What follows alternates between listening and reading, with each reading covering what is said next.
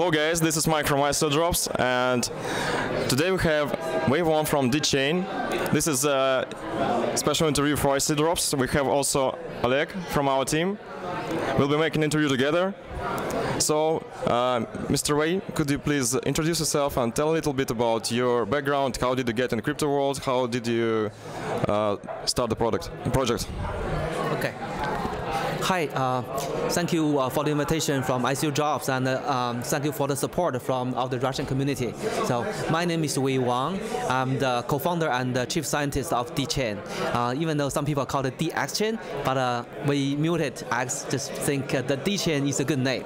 So first of all, I want to introduce myself a little bit. So before start DxChain project, I was working with AT&T to do the blockchain research for about more than a year and a half. And even before, I was working with one of the three big data software company we called Hortonworks, doing big data and machine learning, artificial intelligence research. Yes. So the second question is why we start DxChain as a project. So I was thinking blockchain has many important characteristics, and so far blockchain itself is still in the very early stage. So far can only solve the network and trusted problem. So we were thinking in the future, if blockchain if the blockchain have a future, must have the data and the computation together. So then we can compare the blockchain with the regular the current internet. So we call the internet of value. So that's why we think DxChain is a great project to combine untrusted network and big data and computation. What do you think, with whom you're going to compete? What are your main competitors in the blockchain sphere or out of the blockchain sphere? Actually, we had two categories of competitors. First competitor will be the blockchain project who provide the data storage. I would say the Filecoin, Storj, Sia. This project only provide data storage. And the second category of the project who provide the computation, I would say the TrueBit and Definity and the Plasma. However, for example, the TrueBit is still for the transaction is speeding up. TrueBit and Plasma, their purpose is still trying to speed up the financial transaction related computation, but not for the computation at a general level. And so either these two categories, they are either handle the data storage or data computation, but there's no one specific project like us who can handle both. The reason we want to combine both storage and computation is based on my background. So when I was working with a big data Hadoop project, we always consider computation and data should be considered together at the same time. Otherwise, for example, if I store a huge amount of data into one place and I use another places to do the computation, I have to move the data from this network to another network, and the bandwidth is a big issue. So in order to solve this problem, we have to combine both data storage and computation together, and the computation should be as close as possible to the data. That is the key idea. We call it data locality issues. Yeah. Okay, thank you. And if you are speaking about the Hadoop, yes, I know that it is quite difficult system to learn to use. So if we're talking about the Hadoop, how do you manage to gain these specialists in the companies? Like if I'm in the company and I want to use DxChain, should I know how to use Hadoop? Are there any possibilities for me to use DxChain without knowing what Hadoop is? And what people are going to operate your platform in the companies? So what do you think about that? Okay, so first of all, I want to introduce the how the people use Hadoop, yes. And then I will move from Hadoop to the DxChain. So in the Hadoop, actually, I don't know how many people really know Hadoop. Hadoop was originated from three research publications published by Google from year 2003 until 2006, and then Yahoo create some open source this project, and then later on become a commercialized platform. And there is two difficulties when you say use Hadoop. The first, the most difficult part is for the cluster management. That means how to set up the cluster. This work in general will be working by the DevOps, development operation team. And the second, and then the real analytics people, for them it's easy to use such platform. It's not very difficult. Especially right now there are a lot of tools such as Peak, Hive, Spark. I would say Spark is not Hadoop, but it will be I would consider as a Hadoop ecosystem. It's one product in the Hadoop ecosystem. And so for the data analyst, it's not hard to use these analytics tools. It will take, I would say, 3 days. You can work with on that project as well. If everybody set up the framework for you. And in the so let's talk about how the people can use the DxChain.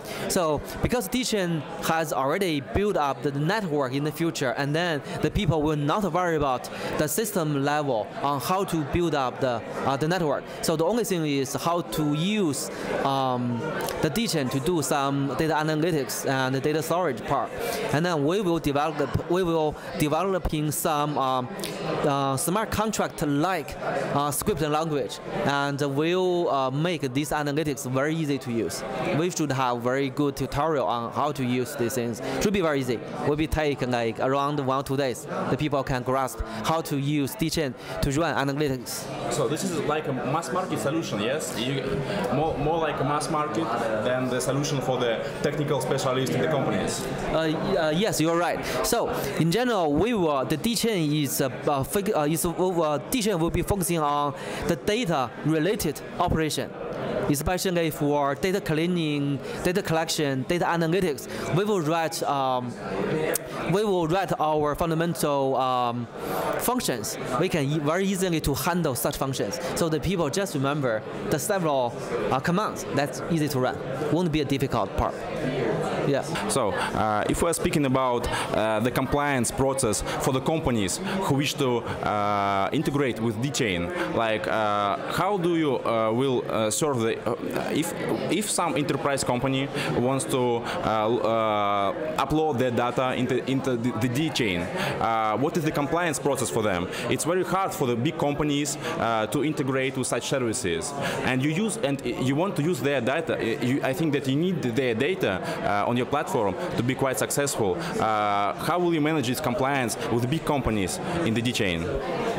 So okay, this is a very good question. So in general, for the big company like Google, Facebook, they all have their value is coming from the data, especially for their own customer data. So that's the most valuable part. However, they will never put such data to a public place. So, like your question is, the enterprise user will be like a huge company like Google, Facebook, Amazon. This company will have their own. They will have a different data set. One data set is from their internal customer data. They will keep into their database, and also they need a third-party data, such as, for example, the presidential election data, right? This will be some, they can collecting such data from the public place, and this data can be uploaded into the DxChain. And then, if the company like Google, Facebook, Amazon, if they want to combine their own customer data with the open source data, such as the presidential election data,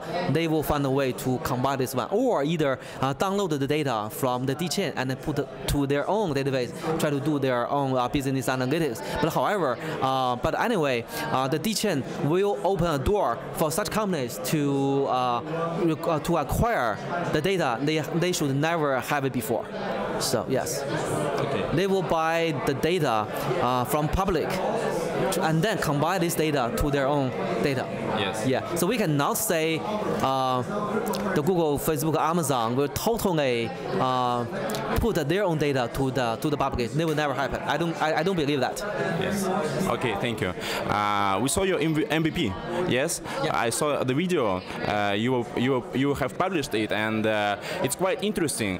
But this MVP is quite technical right now. So yes. And how do you when do you plan to publish some MVP with the user interface, maybe for the users to have the ability to upload some data, to use your services? What is your roadmap in terms of this MVP publishing with the user interface?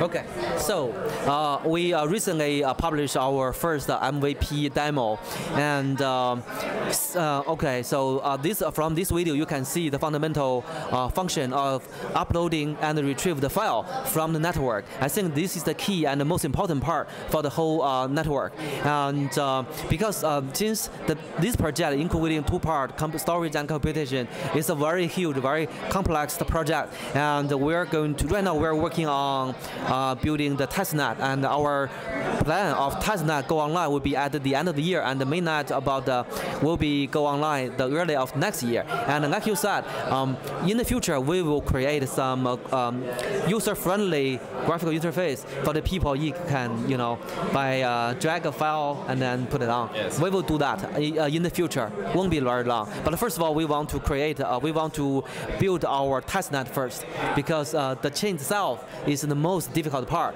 and for the user-friendly interface, relatively should be easier compared to the building the blockchain itself. Yes. Okay, I'm always interested in people who are standing behind the project. Could you please introduce DxChain's team to us and tell a little bit about the people who are involved in this project, about their background, what have been doing before? Who are these people? Right now, our team has, I would say, seven full-time software engineer, and one more will coming soon. And right now, and then we have four. Let me see. We have three community manager and two people in charge of the public relation. And so, like I said before, I'm working with AT&T and Houghtonworth before, and one of another co-founder, his name is Alan Zhang, who is a veteran of the cybersecurity, and he's doing the cybersecurity area for I think more than 15 years, and then his expertise cover a lot from the cybersecurity, mobile security, IDS, IPS cover a lot. So it's because we think the blockchain store the data onto the public place. So keep it safe is the most important for the people who want to use this system. So Alan's expertise have a great contribution to the project. Great. Could you please tell us about your business strategy? How are you going to attract new clients when the product is ready? The great question from Mike, because I think that your platform is really need to gain more and more data. Yeah, sure. Yes, and the key question: how do you want to cooperate with companies? What initiatives are you going to suggest to them to try to gain more and more data? Yes. I think that is a very, very important part. I think this is not only our problem. This is the issue for all of the blockchain community. Any blockchain, so we cannot say I just build a blockchain network, but who use it? Yes. That's the most important, right? We need adoption. Yeah, we need adoption. So right now we are, since our DxChain is, the main focus is for the data storage and analytics. So I would think the storage will be the first part for the whole, for the success of the whole project. So right now we are talking about, we are discussing the business development with several big companies. And I'm not going to tell the name of the company, but I can tell you what they're doing. So right now we are discussing the deals with three healthcare companies, and I would say two in the United States, one in China. They want to put some of the healthcare information onto the blockchain, but I'm not going to tell too more. And the other company is, let's say, the other company is in Los Angeles. They're using the biometric data, try to, it's kind of security company. They want to use the biometric behavior information, try to unlock the account. So this is and then then they want to store currently right now they're using the central database to store the biometric information. However, they want to use the blockchain, a decentralized place to store their information. So that's the deal. And the last one we're talking about is in China there is a stock portfolio management company. They want to put this stock deal, the stock management information onto the blockchain, because in China your boss cannot be 100% trusted. So if they put such information onto the blockchain, everybody can see it. So that's why they want to put such information onto the blockchain. If we are talking about companies, can you describe the best profile of a company that you are looking for the DxChain platform? What the company want? Like your ideal client. Yes, your ideal client, the profile of the company that should use the DxChain platform. Okay, so this will be related to the question is okay. I will refer this question. So I will think about even further. Sorry. So I would think whether or not this company really need a blockchain to store their data. This is our requirement, because if their information can be and should be stored in a centralized database, I would say no, I'm not going to work with you. So the only client we think will be our good partner will be they really need to store their data onto the blockchain. So what in this situation would be right now I would think about the two fundamental characteristics of blockchain: decentralization and immutability. And in a untrusted environment, people cannot trust the other people. In this situation, they should store their data onto the blockchain, especially onto our DxChain network. So for example, like I said, if you don't trust your boss, right? If your boss say, okay, I will give you maybe 1,000 shares of the stock, but without signing any contract, how can I trust my boss, right? So in this situation, if I put such information through the smart contract onto a open public place, everybody can see it, and then there's no arguing about it, right? And also some other issue like I would say for example, the healthcare. Healthcare is a very, very important part. Right now, in not only in the United States and also worldwide, almost all the pharmaceutical company and research institutes do not have enough patient data to do their research. But in the United States, there's a very restricted HIPAA regulation called HIPAA compliance. It's very difficult to get such information. And then, I would say it's both good and bad. The good thing is patient can keep their healthcare information privately. The bad thing is the healthcare cannot be moved forward because they need such data, right? So in this situation, if the patient want to disclose their healthcare information, such as genetic sequencing data, there is a way for them to put the data onto the public, and the people can use it. For example, if a family has easy to get the cancer, they want to donate their healthcare information. They want the pharmaceutical company to find a cure, not only for their family, but also to the people who has the similar situation with them. So in this situation, it's good for DxChain to create such place for the people share their own data. Yeah, I would say this one. Yeah. Nice. Yes. And our community is really sending a lot of questions about your KYC process, because it's really it's hard, Yes, a lot of like referrals, and you made a nice bot. I haven't seen such a nice Telegram bot yet with like yes, it's quite nice, but the KYC process is hard for the community. Yes. What do you think about that? Is it because there are such a lot of people that want to contribute to DxChain, or you want to be very selective in terms of your investments? Why do you make such a strong and hard KYC process? Okay, so first of all, we think we have I think right now in the blockchain field, the very biggest concern for me is the regulation. Right now, the blockchain world do not have a very restricted regulation. So we embrace the regulation. We want everything we did should be compliant with the the law with the different countries such as Russia, Singapore, and the United States, China. So that means we need to follow restrictionally on the regulations. So that's why we make this KYC part. I know it's difficult. You have to provide your passport, ID, and the proof of I think for 3 months residence, something like that. And also, yes, this is standard. But this standard. A lot of Twitter referral links. You need to invite some friends to gain more score and such things that are really hard for the regular investors to process. So this is like difficult to do all the steps to become more successful in the KYC process, to gain more points in it. Yeah, so I see. So okay, first of all, sorry about that, but I mean we really, I mean this is our opinion.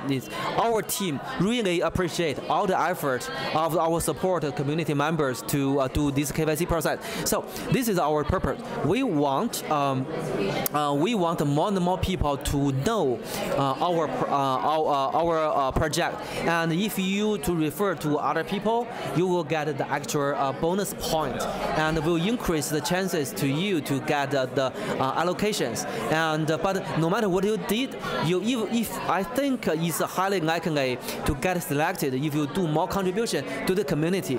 I think if the true believer will like to prefer to introduce this project to the other people like friends, family, and the other people. So if you do more, you will has the higher probability to get selected. But if you guys do not being selected, we will find another way to compensate what you did in this KYC process. And speaking about the blockchain space, are you seeing any opportunities for yourself for partnership with some kind of blockchain projects? Maybe basic layer, technological infrastructure projects? By the way, yesterday we were speaking with Niraj Murarka from Bluzelle. What do you think about cooperation with such projects? Okay, so I mean, I would think right now blockchain is still new, and every places can. I'm saying almost every places has an improvement. So, and we were thinking blockchain projects should not work by themselves. They must be work with others, because every project has their strengths and weakness. We DxChain right now has a deep working relationship with the QuarkChain. So because we are providing, our project is providing data storage and computation. QuarkChain is another famous project in Silicon Valley. His role is to increase the TPS to a very high throughput and a very quick TPS, so a very large TPS transaction per second. So I would like to work with other technology teams very much to improve our technology and try to contribute to the whole communities. So I would like to work with other teams. If you guys know more other good projects, please to introduce them to us. Yes. Really appreciate that.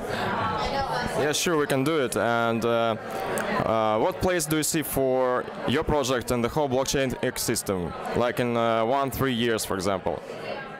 I would say right now, based on my opinion, is right now, okay, I'm thinking the whole blockchain project has, for me, I'm thinking 3 areas. First would be the fundamental blockchain structure, I would say the public chain. The second one would be the application built on top of the public chain. So the third will be some chain to provide services. So I would say right now, in the public chain, I would say the 3 areas. In the public chain side, 3 areas. I would say the project working on for the improvement of the TPS. Second would be providing the storage. Third would be provide the computation. So right now, I would say, because I'm thinking what is blockchain? Blockchain consists of 3 parts: the network, storage, and computation. And this is similar to the traditional internet. Internet still has these 3 elements. And however, the difference between the blockchain with the traditional internet would be this network. Blockchain network is a trusted network, and current internet is a trusted network. So I would say right now the TPS part, the consensus part, will be the doing the network part. And besides that, we will need the storage and computation to work together to create a really useful platform. This is what I understand for the public chain part. And then, if once we have the a good, usable, feasible network, we can the application should be built on top of that. This will be the second. And right now, I'm thinking the third category will be the blockchain who providing services, such as providing like how to improve the TPS from another way, not at the consensus level. So I would say these three categories will be working together like some year. But this year, I would say the public chain. Next year will be the application built on top of the chain. But for the service, we'll be starting from now. We'll be getting more and more attention. And in the end, maybe there's something you want to tell or to wish to our ICODROPS community. Really, thank you very much for the Russian community to give us the support. No matter if you get, I mean, in the future you guys have any questions, you can ask this question to our Telegram channels and or send me the email, whatever. So our website will provide all such information. And thank you very much to provide support for us. Really, really appreciate it. Thank you.